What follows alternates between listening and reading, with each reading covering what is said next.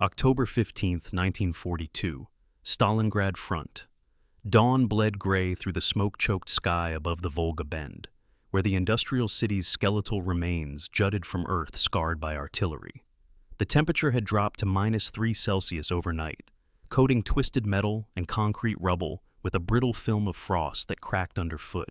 From the German positions west of the tractor factory, the distant rumble of aircraft engines drifted on the wind like approaching thunder. Subscribe and let us know what you think about this remarkable story in the comments below. Oberleutnant Klaus Hartmann adjusted his leather flight gloves against the morning cold as he walked toward his Messerschmitt Bf 109 G2, its yellow nose cone bright against the camouflage fuselage.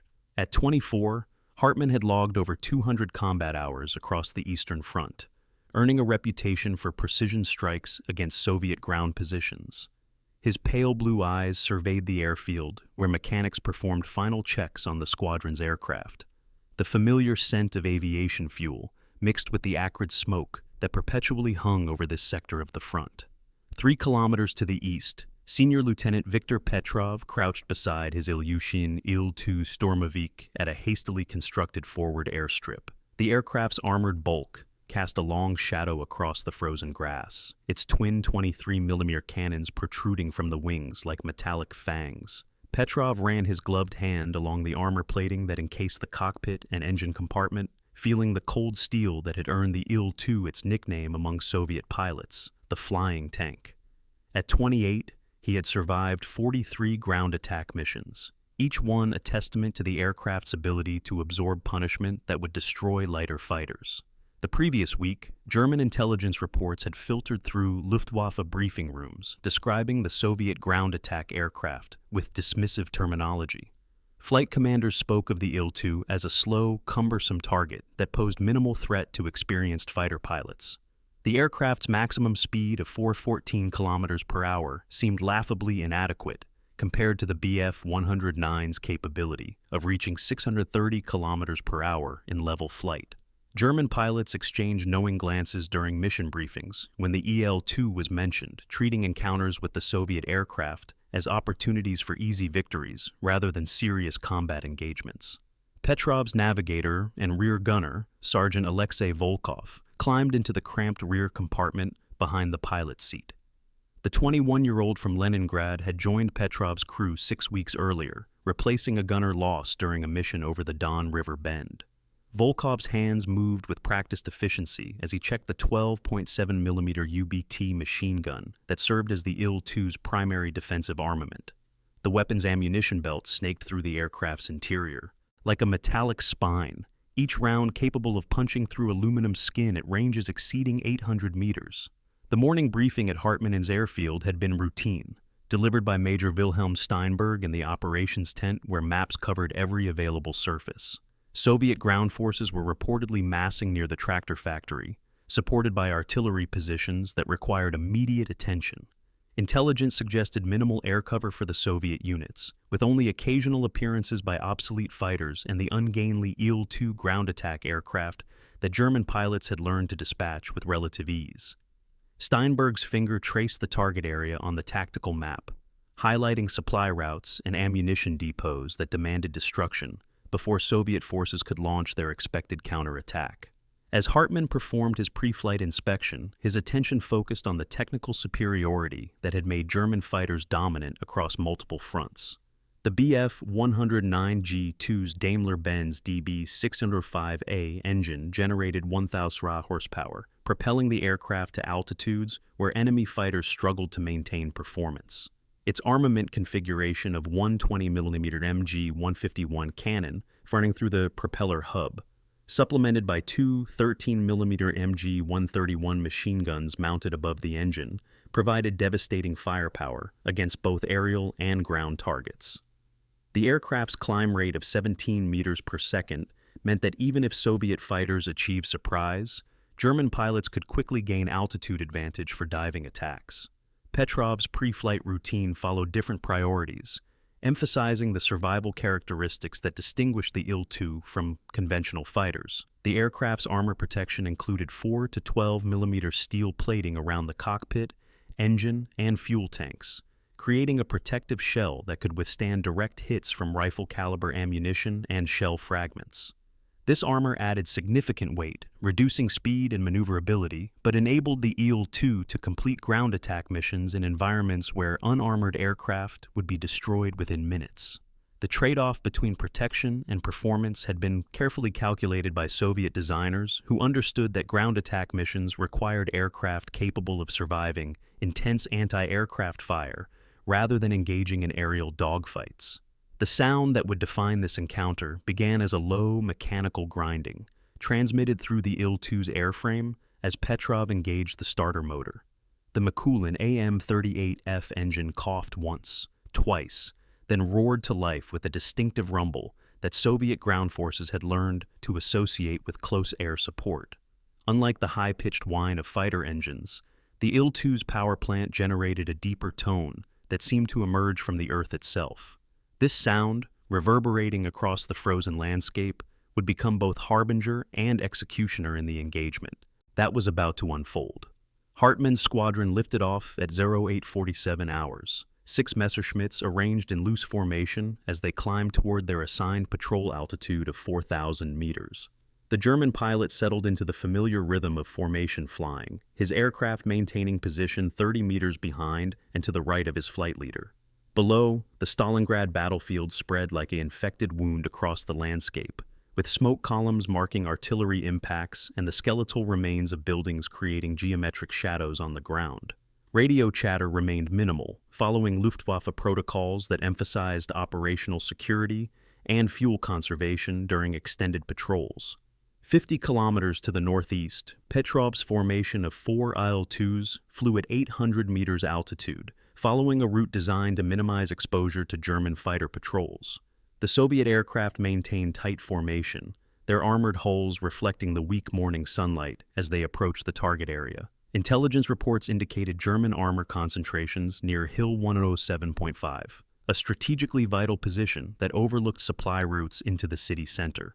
The mission parameters called for low-altitude attacks using the Il-2's twin cannons and rocket armament to destroy or disable as many vehicles as possible before German fighters could respond to the threat.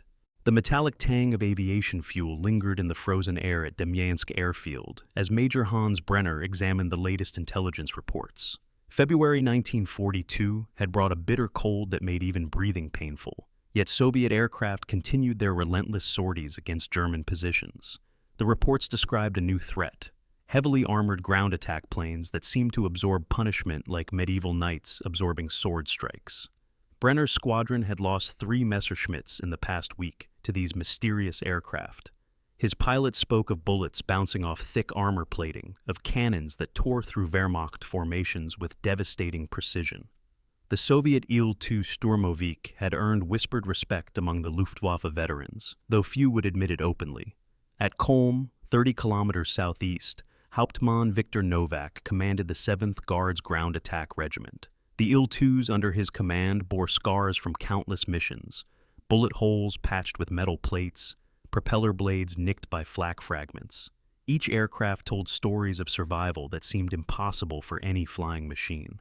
Novak's weathered hands traced the armored hull of his personal aircraft, feeling the cold steel that had saved his life dozens of times. The Il-2's design philosophy differed fundamentally from other fighters: protection over speed, firepower over agility. German engineers had dismissed it as a flying tank, slow, clumsy, unsuitable for modern warfare. They would learn otherwise. The morning briefing at Demyansk revealed troubling patterns. Soviet ground attack missions had intensified, targeting supply convoys with surgical precision. Brenner studied reconnaissance photographs showing destroyed German columns, vehicles reduced to twisted metal, ammunition dumps cratered beyond recognition. The damage patterns suggested cannon fire of extraordinary caliber. Weather conditions favored neither side. Thick cloud cover at 800 meters forced all aircraft to operate at dangerously low altitudes. Visibility remained poor, with snow squalls reducing visual range to mere hundreds of meters. These conditions typically grounded most air operations, yet Soviet sorties continued with mechanical regularity. Novak's regiment had adapted to winter warfare through bitter experience. Ground crews worked in temperatures that froze engine oil solid, using blowtorches to warm aircraft engines before each mission.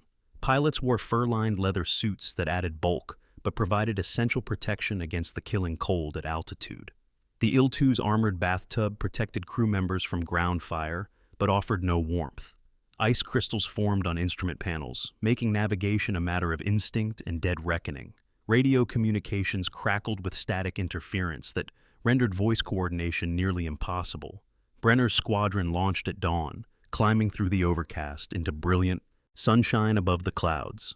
6 Messerschmitt Bf-109s formed a loose hunting formation, searching for Soviet aircraft in the endless white expanse below. The German pilots maintained radio silence, communicating through the hand signals and formation changes. Below the clouds, Novak led 4 Il-2s toward their assigned target, a German supply depot at Staraya Russa. The heavily laden aircraft flew barely 50 meters above the snow-covered landscape, their engines producing a distinctive growling sound that announced their approach from kilometers away. Soviet intelligence had identified ammunition stockpiles worth the dangerous low-level mission. The rhythmic drone of radial engines carried across the frozen steppe, a mechanical heartbeat that would soon announce death to German forces below. Novak adjusted his throttle settings, maintaining formation speed while scanning the horizon for enemy fighters. The Il-2's limited visibility from the cockpit required constant vigilance. Blind spots could conceal approaching Messerschmitts until firing range. German ground observers reported the approaching Soviet aircraft through field telephones, their voices tense with anticipation. Anti-Iki aircraft guns swiveled toward the sound, crews loading high-explosive shells designed to fragment against armor plating. The coming engagement would test both Soviet engineering and German defensive preparations. Novak's formation approached the target zone with practiced precision, each pilot knowing his assigned sector of the supply depot. The Il-2's twin 23mm cannons contained armor-piercing shells, capable of penetrating vehicle armor at close range. Success depended on accuracy, timing, and surviving the inevitable counterattack. Above the clouds, Brenner's hunting pack detected the Soviet formation through radio intercepts from ground stations. The Messerschmitts began their descent through the overcast, diving toward the coordinates where Il-2s would emerge from their attack run. German pilots checked ammunition counts and weapon systems, preparing for the deadly dance that awaited below. The stage was set for an encounter that would challenge every assumption about aerial warfare in the brutal winter of 1942. Soviet engineering would meet German piloting skill in conditions that favored neither side. Only those who understood their aircraft's true capabilities would survive the coming battle. October 15, 1942, Stalingrad Front. The metallic clang of cannon shells loading into chambers echoed across the airfield as dawn broke over Gumrak. Ground crews worked in practiced silence, their movements precise despite the exhaustion etched into their faces. Senior Lieutenant Viktor Petrov adjusted his flying helmet, the familiar weight of it settling against his skull as he walked toward his Il-2 Sturmovik. The aircraft squatted on the runway like a steel predator, its armored belly reflecting the pale morning light.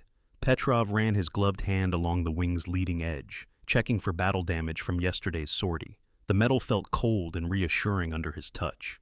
Behind him, his gunner Sergeant Mikhail Volkov climbed into the rear cockpit, the distinctive sound of the machine gun being tested cutting through the crisp air. 3 kilometers to the west, Hauptmann Klaus Weber adjusted his parachute straps in the cramped cockpit of his Messerschmitt Bf-109. The German pilot had arrived at Potomnik Airfield 2 weeks earlier, fresh from victories over France and carrying the arrogance of the Luftwaffe's early war dominance. His squadron leader had briefed them the night before about the increasing appearances of Soviet ground attack aircraft. The Russians fly these armored beasts called Sturmoviks, Oberstleutnant Heinrich Mueller had explained, gesturing at reconnaissance photos pinned to the briefing tent wall. Heavy, slow, predictable, easy targets if you catch them low. The German pilots had exchanged knowing glances, several chuckling at the crude-looking Soviet machines.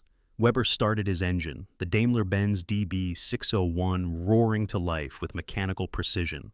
The sound vibrated through his chest as he taxied toward the runway, following 2 other Messerschmitts in formation. His radio crackled with routine communications, call signs, and altitude assignments mixing with static. At Gumrak, Petrov's Il-2 engines coughed once, then settled into a steady rumble that spoke of Soviet engineering, built for punishment rather than refinement. The pilot checked his instruments methodically: oil pressure, fuel levels, ammunition counters for the twin 23mm cannons mounted in the wings. Today's target? A German supply convoy moving through the industrial district, 15 kilometers southeast of the airfield. The briefing had been straightforward. Intelligence reported Wehrmacht trucks carrying ammunition and medical supplies, moving under fighter escort through the rubble-strewn streets where factories once stood. The Sturmoviks would approach low, using the destroyed buildings for cover, then strike fast before climbing back to safety. Petrov taxied down the runway, feeling the aircraft's characteristic heavy response to his controls. The Il-2 was not built for graceful maneuvers. It was designed to absorb punishment and deliver devastating firepower at close range. As the aircraft lifted off, the armored cockpit around him felt like entering a flying bunker. Volkov's voice came through the intercom, calm and professional. "Ammunition loaded and ready, Comrade Lieutenant. Rear sector clear." The formation of 4 Sturmoviks climbed steadily eastward, maintaining radio silence as they approached the target area. Below them, Stalingrad stretched out like a lunar landscape of crater-marked ruins and skeletal building frames. Smoke columns rose from multiple points across the city, testament to the grinding urban warfare consuming the region. Weber's Messerschmitt patrol had been airborne for 30 minutes when his wingman spotted the Soviet aircraft. "Sturmovik formation, bearing 270, altitude 500 meters, came the crisp German voice through his headphones. The German pilot banked his fighter and descended, positioning his squadron for a classic high-speed attack run. Everything his training had taught him about engaging ground attack aircraft suggested this would be routine. Catch them loaded with ordnance, strike from above and behind, exploit their poor maneuverability. Petrov's eyes swept the horizon constantly, knowing that German fighters would be hunting for exactly this type of mission. The industrial district appeared ahead, a maze of shattered kishkrete and twisted steel girders. His target lay somewhere in that labyrinth. "Enemy convoy spotted," reported Lieutenant Alexei Kozlov, leading the second pair of Sturmoviks. "Multiple vehicles, stationary near the tractor factory ruins." The German trucks had taken shelter beside what remained of a large manufacturing building, their canvas covers camouflaged but still visible from above. Wehrmacht soldiers could be seen moving between the vehicles, unloading supplies with practiced efficiency. Petrov began his descent, the Il-2 dropping toward the target like a mechanical bird of prey. The aircraft's armor plating groaned slightly under the stress of the dive, but held firm. His finger moved to the cannon trigger, ready to unleash the devastating firepower that made the Sturmovik legendary among ground troops. Above and behind them, Weber's Messerschmitts closed the distance rapidly, their superior speed allowing them to gain optimal attack position. The German pilot could see the Soviet aircraft clearly now, ungainly-looking machines that seemed to lumber through the air rather than fly. "Attacking now," Weber transmitted to his squadron, beginning his dive toward the lead Sturmovik. The metallic clang of ammunition being chambered echoed one final time as both sides prepared for the violent collision of opposing doctrines. German aerial superiority meeting Soviet ground attack determination in the smoke-filled skies above Stalingrad's ruins. The metallic ping of bullets against armor had become background music to Lieutenant Werner Kastner's daily existence. From his makeshift command post in the bombed-out railway station of Kursk, he watched his mechanics patch holes in Messerschmitt fuselages with whatever scraps they could find. July 8, 1943. The steppe stretched endlessly beyond the shattered windows, where heat mirages danced above churned earth and twisted metal. Kastner lifted his field glasses toward the horizon, scanning for the distinctive silhouette that had haunted German ground forces for weeks. The Aviation Il-2 Sturmovik aircraft had evolved from a laughingstock into something altogether more menacing, though many pilots still dismissed them as flying coffins. The sound of approaching engines made him lower his binoculars. A familiar drone, deeper than their own fighters, carried across the morning air. The first wave appeared as dark specks against the pale sky, flying in loose formation at barely 300 meters altitude. Kastner counted 8 aircraft, their angular wings catching sunlight as they banked toward the German positions. Squadron leader Hans Rudel emerged from the hangar, wiping grease from his hands with a rag that had seen better days. His face bore the weathered look of someone who had spent too many hours squinting through cockpit glass. More of those Soviet flying tanks, Rudel muttered, though his tone carried less mockery than it had months earlier. The Il-2s had proven surprisingly resilient to fighter attacks, their armored cockpits deflecting rounds that would have downed other aircraft. Intelligence reports spoke of 12mm steel plates protecting the pilot and engine, making conventional strafing runs ineffective. The formation split into pairs, each targeting different sections of the airfield. Kastner pressed himself against the concrete wall as the lead Sturmovik dove toward their fuel depot. The aircraft's gunner opened fire with twin 23mm cannons, sending streams of lead that sparked and ricocheted off metal surfaces. What had once seemed clumsy and predictable now demonstrated lethal precision. Sergeant Klaus Weber sprinted across the tarmac toward his Focke-Wulf Yankee, dodging debris that rained from above. The young pilot had arrived from training school just 3 weeks earlier, still believing in the superiority of German engineering and tactics. The reality of Eastern Front combat had begun eroding that confidence with each passing day. His aircraft bore fresh patches from yesterday's encounter with Soviet fighters, testament to increasingly desperate battles. The second pair of Il-2s approached from the southeast, their pilots maintaining perfect formation discipline despite anti-aircraft fire erupting around them. Kastner watched through his field glasses as the rear gunners swiveled their machine guns toward German positions, laying down suppressive fire that forced ground crews to seek shelter. These were not the panicked, inexperienced aviators that propaganda had described. Explosions bloomed across the airfield as Soviet bombs found their targets. A fuel truck erupted in orange flames, sending black smoke spiraling into the morning sky. The acrid smell of burning petroleum mixed with cordite and dust, creating a choking haze that reduced visibility to mere meters. Weber managed to reach his aircraft and began frantically working through his pre-flight checklist. The lead Sturmovik completed its attack run and banked sharply to the left, its pilot demonstrating skills that would have impressed even veteran Luftwaffe instructors. Kastner tracked the aircraft through his binoculars, noting how the pilot used terrain features to mask his approach for a second pass. These were not desperate amateurs throwing themselves at German positions, but calculated professionals executing well-planned tactics. Rudel shouted orders that were barely audible above the engine noise and explosions. His remaining pilots scrambled toward their aircraft, though several Messerschmitts had already sustained damage from the initial attack. The Il-2s continued their methodical destruction of ground targets, their cannons chewing through parked aircraft and support equipment with devastating effectiveness. Weber's Focke-Wulf finally roared to life, its BMW radial engine adding to the mechanical symphony that filled the air.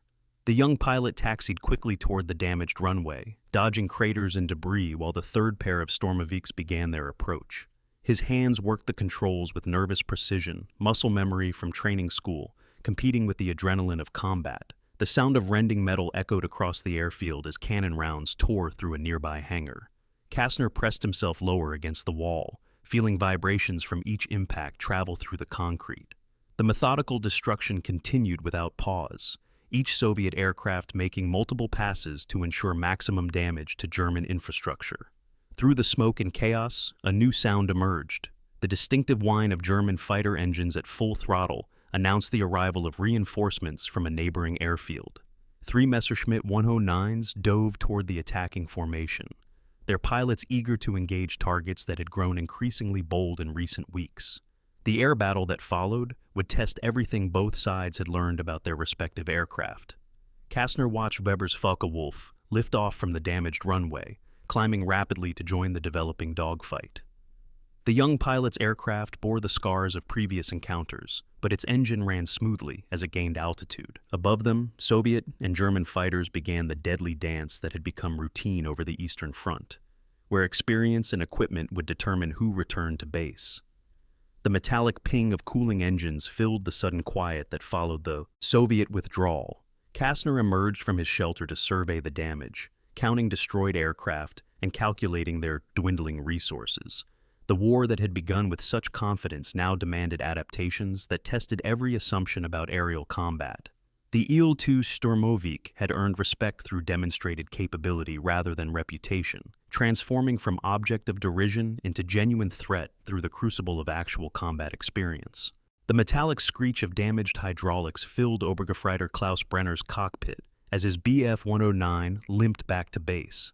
Blood trickled from a gash above his left eyebrow, mixing with the acrid smoke seeping through the bullet holes in his canopy. Below him, the scorched earth of the Kursk salient stretched endlessly, marked by the geometric patterns of tank tracks and artillery craters. Brenner had survived his third encounter with the flying tanks. That morning, he had joined the chorus of laughter when Hauptmann Weber announced another patrol against Soviet ground attack aircraft. The Il-2s, those lumbering iron coffins, had provided easy sport for months. Their pilots seemed more concerned with reaching their targets than defending themselves, flying in predictable formations that made them sitting ducks for experienced Luftwaffe fighters. The familiar drone of Sturmovik engines had reached Brenner's ears just after dawn, that distinctive deep rumble that Soviet crews had learned to recognize from kilometers away. 3 flights of Il-2s approached the German armored spearhead, advancing toward Prokhorovka, their dark silhouettes cutting through the morning haze like mechanical vultures. Brenner had positioned his Schwarm for the standard bounce from above, confident in another easy victory. But something was different this time. The lead Il-2 didn't break formation when Brenner's cannon shells sparked against its armored rear fuselage. Instead, the Soviet pilot executed a sharp banking turn that brought his aircraft's nose around with startling precision. The twin 23mm cannons mounted in the wings erupted in controlled bursts, sending streams of high-explosive shells across the sky in calculated arcs. The first German fighter fell within seconds. Unteroffizier Mueller's Bf-109 simply disintegrated as cannon shells found the fuel tanks, transforming the sleek fighter into a brief orange fireball that tumbled toward the wheat fields below. Brenner had watched in disbelief as the Il-2 pilot continued his turn, bringing his guns to bear on another target with the methodical patience of a seasoned hunter. These weren't the same Soviet pilots they had faced in 1941. The man in that armored cockpit flew with calculated aggression, using his aircraft's superior firepower and protection to maximum advantage. When Brenner attempted to close for a killing shot, the Il-2 pilot dropped into a shallow dive, drawing the German fighters into the effective range of Soviet anti-aircraft positions hidden among the tree lines. Flak bursts bloomed around Brenner's aircraft like deadly flowers, each explosion sending jagged metal fragments through the air with surgical precision. The Soviet gunners had learned to coordinate their fire with the Il-2 attacks, creating overlapping fields of destruction that turned the sky into a maze of lethal barriers. Brenner felt his fighter shudder as shrapnel punctured his wing tanks, fuel streaming behind him in visible vapor trails. The Il-2s pressed their attack on the German armor below with mechanical determination. Their 37mm cannons punched through the roof armor of Panzer IV's light can openers, while RS-82 rockets streaked down to explode among the infantry positions. Each pass left burning vehicles and scattered equipment in its wake, the Soviet pilots maintaining formation discipline even under intense fighter attack. Brenner had managed one decent firing pass, his MG-151 cannon scoring hits on an Il-2's wing route, but the Soviet aircraft absorbed the damage and continued flying, its pilot seemingly unaffected by the impact of 20mm shells against his armored cocoon. The return fire came immediately, those devastating 23mm rounds bracketing Brenner's fighter with frightening accuracy. The engagement lasted barely 10 minutes, but it shattered months of Luftwaffe confidence. 3 German fighters were lost against a single damaged Il-2, and the Soviet ground attack continued with minimal interruption. As Brenner nursed his crippled aircraft toward friendly territory, he could see the smoke columns rising from the German advance elements below. Back at the forward airfield, the debriefing session took place in subdued tones. Hauptmann Weber listened to Brenner's account with growing concern, making careful notes about Soviet tactics and equipment modifications. The intelligence reports had mentioned improved training programs for Il-2 pilots, but the reality proved far more serious than anticipated. The captured Soviet documents translated the previous week revealed the scope of the transformation. New tactical manuals emphasized coordinated attacks, mutual support between aircraft, and aggressive use of the Il-2's inherent advantages. Experienced pilots were returning from training centers with refined skills and updated equipment, ready to turn their flying tanks into precision instruments of destruction. Brenner cleaned the blood from his face and examined the damage to his aircraft. 17 bullet holes punctured the fuselage and wings, with several cannon shell impacts that had missed vital components by centimeters. His mechanic, Feldwebel Koch, ran experienced fingers along the damaged surfaces, calculating repair time and replacement parts with practiced efficiency. That evening, as maintenance crews worked under improvised lighting to restore damaged fighters, the distant rumble of Il-2 engines echoed across the steppe again.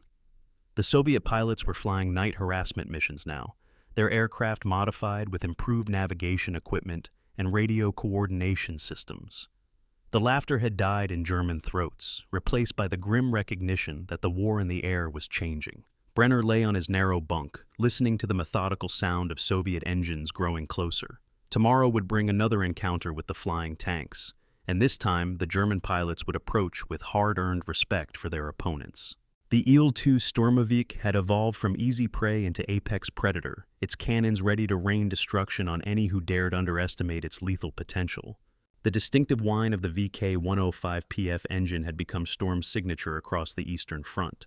Lieutenant Hans Mueller recognized it now, the way a wolf knows the scent of its prey. From his Messerschmitt Bf 109G6 cockpit, he watched three Il-2 approach the German defensive positions near Kursk, their olive-green camouflage stark against the July sky of 1943. "More flying bathtubs," Mueller muttered into his radio. His squadron had dubbed the Soviet attackers cement mixers for their ungainly appearance and sluggish maneuvers. The Il-2's reputation among Luftwaffe pilots had crystallized into casual contempt, slow, predictable, easy targets for experienced fighter pilots. The lead Sturmovik maintained steady course at 800 meters altitude. Senior Lieutenant Alexei Petrov gripped his controls with practiced calm, his weathered hands steady, despite the approaching German fighters. Behind him, Gunner Sergeant Dmitry Volkov checked his defensive UBT machine gun, the familiar weight of ammunition belts draped across his shoulders. The metallic click of the gun's action echoed through their cramped cockpit. Petrov's squadron had flown 17 sorties together. Each mission taught harsh lessons about survival against the veteran German pilots who treated Il-2 formations like shooting practice. The Soviet crews had learned to trust their aircraft's armor plating and focus on their primary mission, ground attack. Tank columns waited below, black crosses visible on their turrets as they moved toward Soviet positions. Mueller dove toward the trailing Sturmovik, his engine roaring with increased power. Standard procedure called for attacking from behind and above, exploiting the Il-2's vulnerable rear section.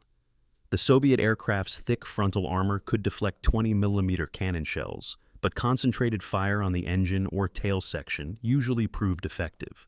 The first burst from Mueller's MG-151-20 cannons sparked against the Il-2's armored cockpit. Tracer rounds streaked past the Sturmovik's canopy, illuminating Petrov's determined face.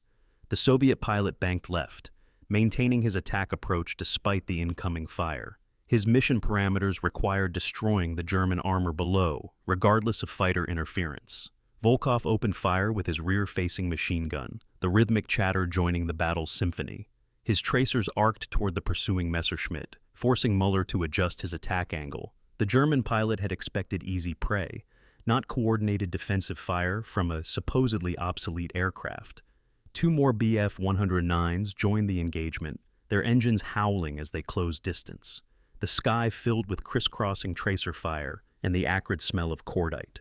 Petrov's wingmen maintained formation discipline, their aircraft absorbing punishment while pressing toward their target zone. The lead Il-2 reached optimal firing position above the German tank column. Petrov armed his 23mm VIA-23 cannons and RS-82 rockets, the weapon systems humming with electrical current. Below, Panzer IV tanks moved in tactical formation, their crews unaware of the approaching threat. Petrov rolled into his attack dive, the Sturmovik's engine note changing pitch as airspeed increased, his crosshairs aligned with the lead tank's thin top armor. The aircraft's stability during ground attack runs proved its design strength. While German fighters excelled at air-to-air combat, the Il-2 dominated close air support missions.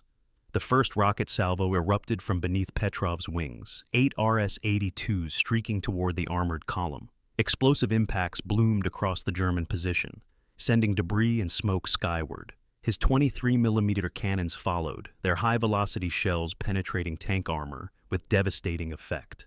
Mueller watched in growing frustration as his target methodically destroyed ground vehicles despite continuous fighter attacks. The Il-2's armor protection exceeded German intelligence estimates. His 20mm shells created sparks and gouges but failed to achieve critical damage. The flying bathtub, proved more resilient than anticipated. Volkov's defensive fire intensified as more German fighters joined the engagement. His UBT machine gun overheated from sustained firing, forcing brief pauses for cooling.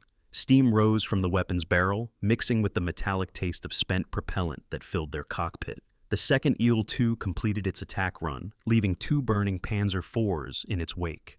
German ground forces scattered as 23mm cannon shells chewed through their positions. The Sturmovik's reputation among Wehrmacht troops differed sharply from Luftwaffe assessments. Infantry feared the aircraft's devastating ground attack capabilities. Petrov pulled out of his dive, the G-forces pressing him deep into his seat. His ammunition indicators showed partial depletion, but sufficient ordnance remained for a second pass. The mission briefing had emphasized complete destruction of the armored column, regardless of fighter opposition. Mueller's ammunition counter approached empty as he fired another burst at the resilient Soviet aircraft. His squadron had engaged Il-2 formations before, usually achieving quick victories through superior speed and firepower. This engagement challenged his preconceptions about Soviet aviation capabilities. The third Sturmovik dove toward the German positions, its pilot maintaining steady course despite intensive flak and fighter attacks. Anti-aircraft guns added their voices to the battle's cacophony, 37mm shells bursting around the approaching aircraft in black puffs of smoke and shrapnel. Explosions continued rippling through the German column as the UAOs methodically engaged their targets. The aircraft's specialized armor and weapons systems proved effective in their intended role, despite their ungainly appearance and limited speed. Each Sturmovik absorbed tremendous punishment while delivering precise strikes against ground targets. Petrov's engine temperature gauge climbed toward dangerous levels as coolant leaked from battle damage. Several German shells had penetrated non-critical areas, but the aircraft's vital systems remained functional. Volkov called out fighter positions while maintaining defensive fire, his voice steady despite the intensifying combat. The German tank column suffered severe casualties as all 3 Il-2s completed their attack runs. Burning vehicles littered the position, their ammunition cooking off in secondary explosions. The Sturmovik's concentrated firepower had achieved tactical success despite determined fighter opposition. Mueller broke off his attack as ammunition ran low, banking away from the combat zone with newfound respect for Soviet ground attack aircraft. His squadron's easy victory had transformed into a costly stalemate against opponents who refused to break formation or abandon their mission. Petrov set course for home base, his damaged engine trailing thin wisps of coolant vapor. The mission's success came at significant cost. Battle damage would require extensive repairs before their next sortie. Behind him, Volkov maintained watch for pursuing fighters while tallying their ammunition expenditure. The distinctive whine of the VK-105PF engine faded as the Sturmoviks departed the combat zone, leaving destruction and revised German opinions in their wake. The metallic screech of aircraft engines pierced the dawn air above Kursk on July 6, 1943. Hauptmann Klaus Weber adjusted his oxygen mask as his Messerschmitt Bf 109 G6 climbed through wispy clouds at 4,000 meters. Below, the sprawling Soviet defensive lines stretched like geometric scars across the steppe, punctuated by the dark smudges of tank concentrations and artillery positions. Weber's squadron had been briefed on the morning's targets, Soviet ground attack aircraft operating from forward airstrips. Intelligence reports mentioned increased Il-2 Sturmovik activity, though Weber barely suppressed a smirk at the mention. The flying tank, as Soviet propaganda called it, had earned grudging respect for its armored protection, but its sluggish performance made it easy prey for experienced Luftwaffe pilots. The distinctive whine of Klimov engines reached Weber's ears through his radio headset. 3 kilometers to the southeast, a formation of 6 Il-2s approached at treetop level, their dark green camouflage blending with the summer foliage. Senior Lieutenant Dmitry Kozlov maintained formation discipline as his squadron leader's aircraft, number 23, carved through the humid morning air. Kozlov's hands gripped the control stick with practiced steadiness. The familiar weight of the armored cockpit surrounded him like a steel cocoon, its thick plates designed to deflect everything from rifle bullets to 20mm cannon shells. His rear gunner, Sergeant Mikhail Petrov, scanned the sky through the rear hemisphere, his twin 12.7mm machine guns loaded and ready. The target coordinates burned in Kozlov's memory. A German tank assembly area near Poniri, where Panzer IVs and Tigers had been spotted, massing for the morning assault. His aircraft carried 4 100 kg bombs beneath the wings, while the twin 23mm VYA cannons in the wing roots held 150 rounds each. The ammunition had been specially selected armor-piercing incendiary rounds, designed to penetrate tank hulls and ignite fuel systems. Weber rolled his Messerschmitt into a shallow dive, positioning himself above and behind the Soviet formation. His wingman, Oberleutnant Richter, maintained perfect spacing as they descended like hunting hawks. The Il-2s appeared oblivious to their approach, maintaining their steady course toward the German lines. The first burst of 20-meter cannon fire sparked against the armored back of Kozlov's aircraft. The impacts sounded like hammers against an anvil, but the thick dorsal armor held firm. Warning shouts crackled through the radio as Petrov swiveled his guns toward the attacking fighters. His tracers drew bright lines through the morning air, forcing Weber to break off his initial attack run. Kozlov pulled his aircraft into a tight left turn, keeping low to deny the German fighters altitude advantage. The Il-2's robust construction allowed maneuvers that would tear apart lighter aircraft, though speed remained its critical weakness. His engine temperature gauge climbed as he pushed the Klimov power plant to its limits. The tank assembly area appeared ahead, a cluster of gray vehicles arranged in neat rows beside a dirt road. German crews scrambled toward their machines as the Soviet aircraft approached, some diving into hastily dug slit trenches. Kozlov selected his first target, a Tiger I whose massive turret swiveled upward in futile response to the aerial threat.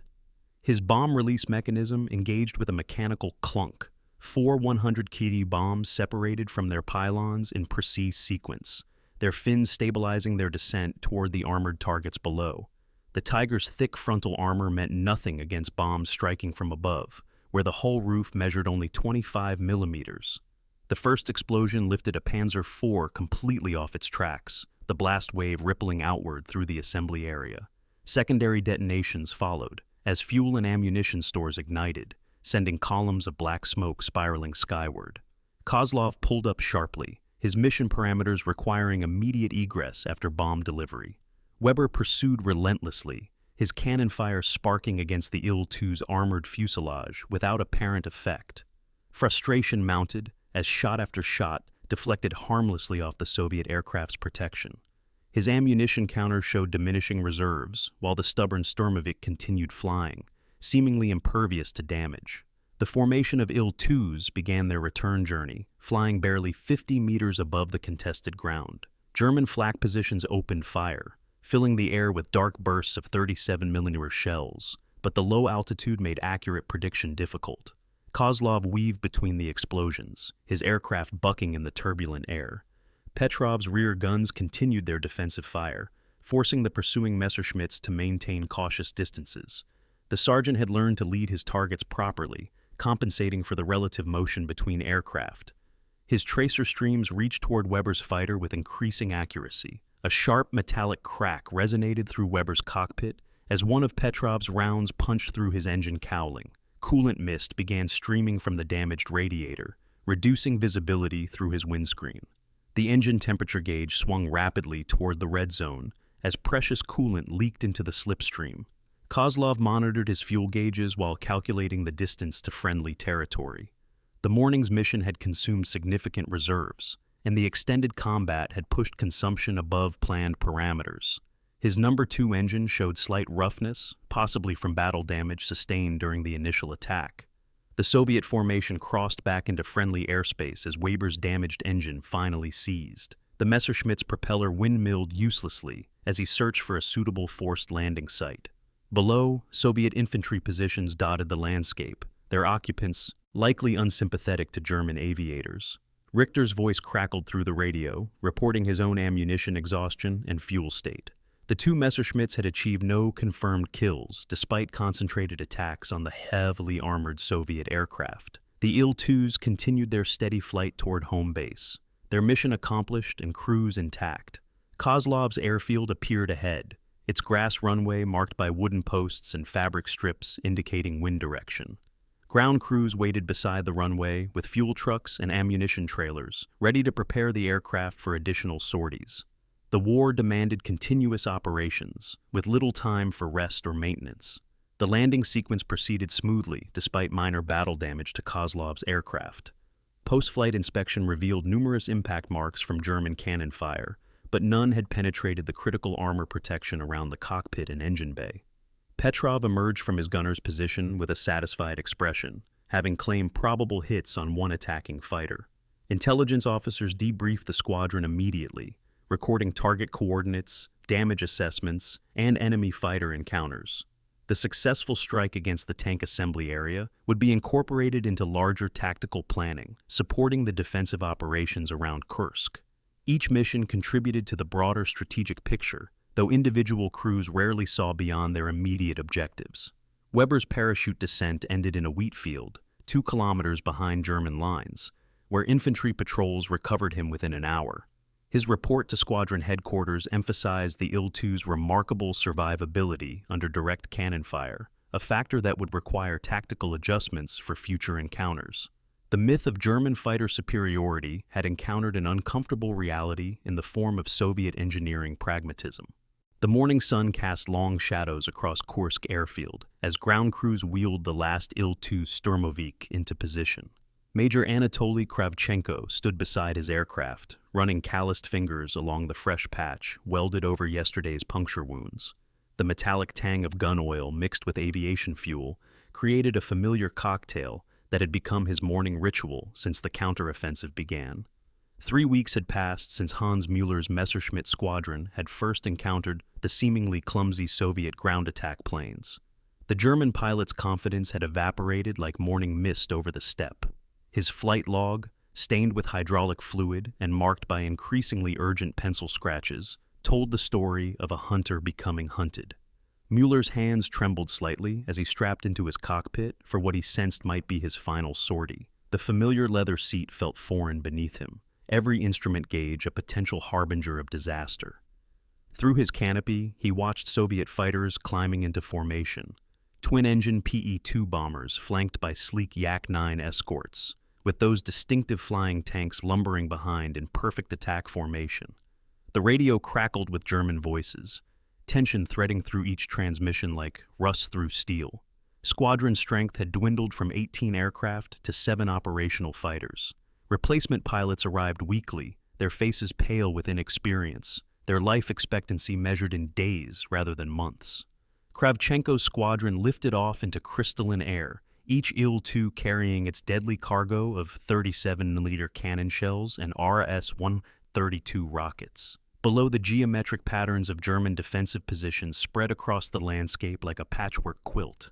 Bunkers, trenches, and tank revetments carved into Russian soil with Teutonic precision. The first contact came at 3,000 meters altitude.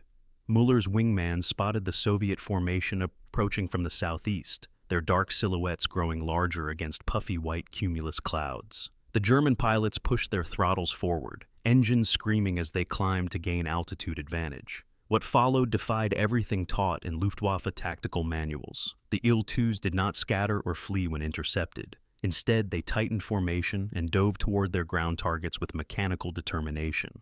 Mueller rolled into attack position, his cannon sights settling on the leading Sturmovik's engine cooling. The first burst of 20-millimeter shells sparked off armored plating like scattered coins hitting pavement. The Il-2 absorbed the punishment and continued its attack run, twin cannons already traversing toward German positions below. Mueller pulled up sharply, banking left to avoid the rear gunner's defensive fire, but his wingman was not as fortunate. The distinctive whine of Soviet cannon shells filled the radio frequency as Gustav Hoffmann's Messerschmitt shed aluminum fragments like metallic snow. His right wing folded upward at an impossible angle before the entire aircraft tumbled earthward in a smoking spiral. Kravchenko lined up his attack run on a German panzer company positioned between 2 low hills. His thumb found the cannon trigger as crosshairs settled on the lead tank's turret. The 37-millimeter guns erupted with rhythmic thunder, each shell punching through steel armor with surgical precision. Secondary explosions bloomed like orange flowers as ammunition stores detonated. The metallic tang that had greeted Kravchenko at dawn now filled his nostrils as spent cartridge cases rattled around his feet. His rear gunner, Senior Sergeant Volkov, called out enemy positions through the intercom system, his voice steady despite the chaos erupting around their aircraft. Mueller attempted one final attack pass, diving steep and fast toward the retreating Il-2 formation. His remaining ammunition counter showed 47 rounds, barely enough for a sustained burst. The Soviet ground attack planes had completed their mission and were climbing away from the target area, their armor scarred but intact. The German pilots' cannon shells found their mark on Kravchenko's port wing, tearing ragged holes in the outer panels. But the vital systems remained functional, protected by that deceptively crude armor plating that had earned the Il-2 its nickname among Soviet aircrews, the flying tank. As both formations separated and headed toward their respective bases, the afternoon sun illuminated a transformed battlefield. German tank strength in the sector had been reduced by 60%. Radio intercepts would later reveal frantic requests for replacement armor and urgent medical supplies for wounded crew members. Mueller's hands shook uncontrollably as he guided his damaged Messerschmitt toward the emergency landing strip. His fuel gauge registered nearly empty, hydraulics were failing, and 3 cylinders in his port engine had stopped firing completely. The iron cross hanging from his neck felt heavier than lead. Kravchenko's Il-2 touched down at Kursk with all systems functional, despite visible battle damage. Ground crews counted 23 bullet holes in the fuselage and wings, but the aircraft would be ready for combat operations again within hours. The major climbed from his cockpit and surveyed the damage with professional detachment. The metallic tang of gun oil and aviation fuel greeted him once more as he walked across the tarmac. Tomorrow would bring another sortie, another opportunity to demonstrate what Soviet designers had achieved when they prioritized armor over speed, firepower over maneuverability. German intelligence reports filed that evening acknowledged a fundamental shift in the tactical balance. The aircraft they had initially dismissed as flying coffins had evolved into the most effective ground attack platform on the Eastern Front. Luftwaffe training manuals would soon be rewritten to address this new reality. As darkness settled over the Russian steppe, both sides counted their losses and prepared for tomorrow's battles. The laughter that had once echoed through German briefing tents when discussing Soviet ground attack capabilities had been replaced by somber recognition of a formidable adversary whose strength lay not in graceful aerobatics, but in relentless armored determination. The Il-2 Sturmovik had proven that sometimes the most effective weapon is not the most elegant one, but the one that survives long enough to complete its mission and return home to fight again.